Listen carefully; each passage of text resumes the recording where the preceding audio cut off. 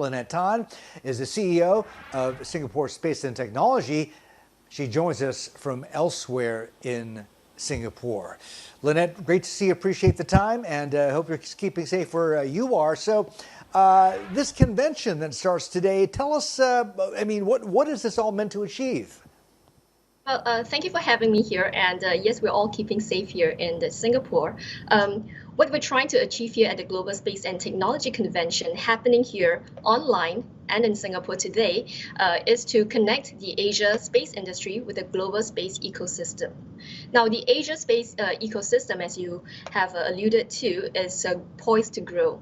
And there are many factors contributing to it. Some of the notable ones include the desire for connectivity, which is enabled by space technologies, the desire for global connectivity, and IR 4.0 agenda in many Asian countries, Industry Revolution 4.0 agenda. And these factors drive growth in Asia for the consumption of space technologies. And in this space, NGOs, non-government organizations such as SSTL, are well positioned to help Asia and to help companies and countries unlock the potential for the space economy. What we do very well in NGOs, in a non-government organization like SSTL, is one, we connect the industry. We connect the Asian community with the global space tech industry. We connect ideas to funds and investors. We connect stakeholders, government, MNCs, and startups. And that's why GSTC happening today is the go-to platform to know about the Asia space ecosystem. It's a neutral platform run by an NGO, which allows us to cross boundaries, cross nations, and cross sectors.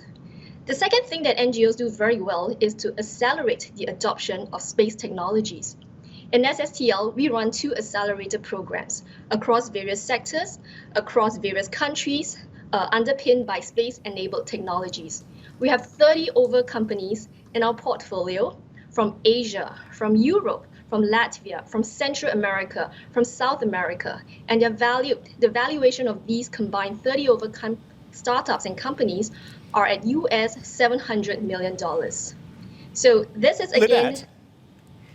Yes. Lynette, sorry to interrupt you. It's very exciting. So if Singapore's a space startup incubator, then what can we expect? And how much liquidity, how much money is sloshing around in terms of government support, support from, I don't know, Temasek, GIC, or private equity, venture capital, or even the SPACs? What are we talking about here?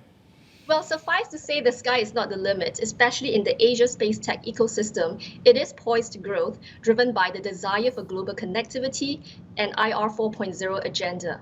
And there are many ways to do this. And one of the ways we are achieving and unlocking the potential of the space industry in Asia, based out of Singapore, is through the efforts of NGOs such as SSTL. We're headquartered out of Singapore, and we run accelerator programs connecting the various parties, the ideas, the startups, the funds together, and we accelerate the adoption of these technologies.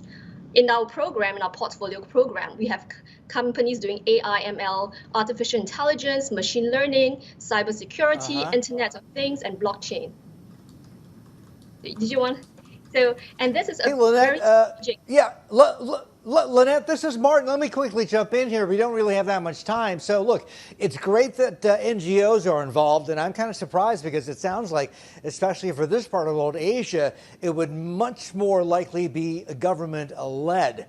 My question to you is, is that the case, one?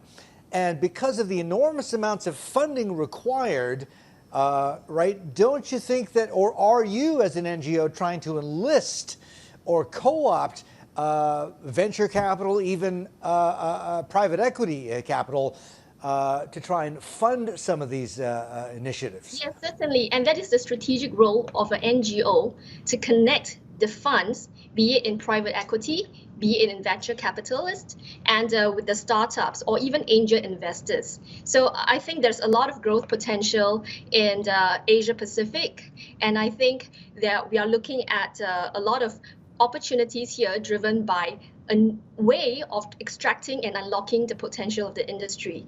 Again, the ability to connect and the ability to accelerate the adoption of the industry is very, very important.